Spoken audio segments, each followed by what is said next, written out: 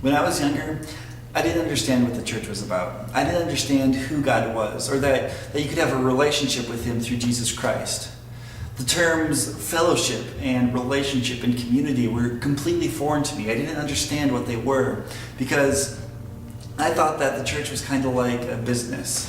You know, you go in Sunday morning and you sing the songs that you're supposed to sing and you listen to the sermon, and somehow that will get you into heaven. I didn't understand it. You know, God was like a CEO to me, and all I was doing was investing in some kind of retirement program. That all changed when I was 12 years old. There's a book out there called The Pilgrim's Progress. What it does is, it's written in very old English, very hard to understand for, a 12-year-old, in fact, even for me now today. But it chronicles a man's journey in his Christian life.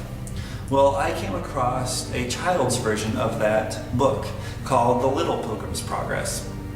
And it tells how this little boy named Christian, who was about the same age as me, came to learn about the Christian walk and came to learn about what it meant to really have a relationship with Jesus Christ and the fullness that you could have in that relationship. And that's when things really clicked. You know, I picked up that book and I couldn't put it down. I read that book in, I would have to say, like 2 or 3 days, which for a 12-year-old is to me phenomenal.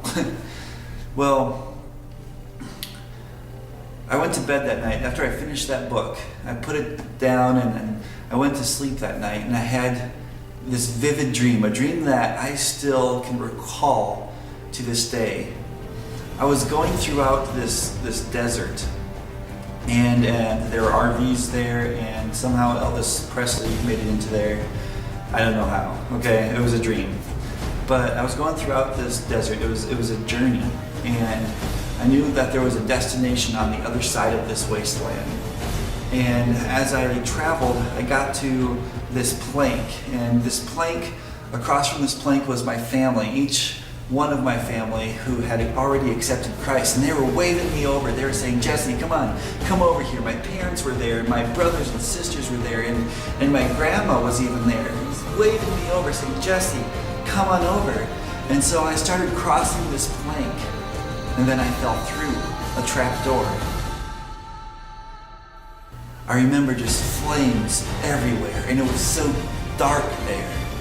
And this hideous laugh, so gruesome, it chilled me to my bones, and it still chills me today.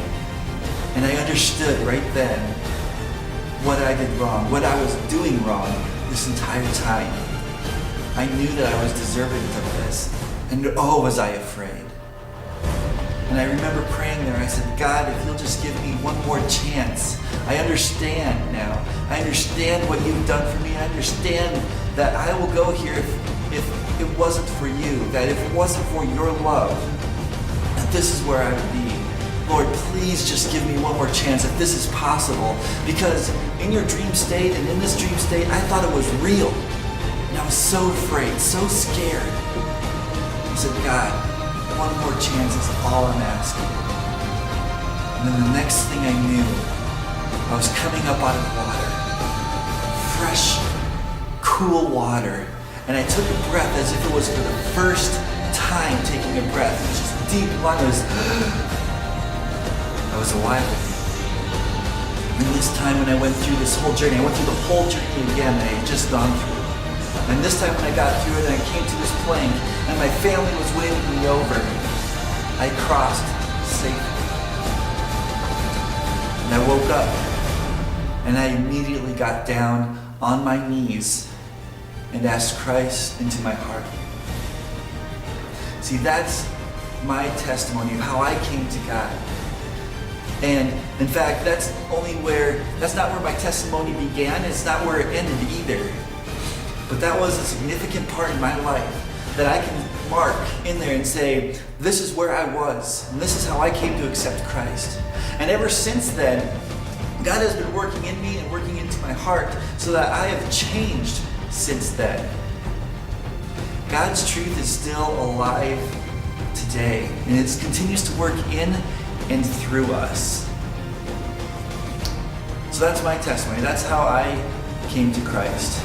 And I wanted to share that with you because, again, God's truth is alive. And by sharing what he's done in my life, by testifying what he's done in my life, I can know from my personal experience and let you know from my personal experience that God loves us, that he desires a relationship with us, that he desires a relationship with me, that he desires a relationship with you. It took a book and a dream, but really what it took was God speaking into my life and into my heart. What's your story?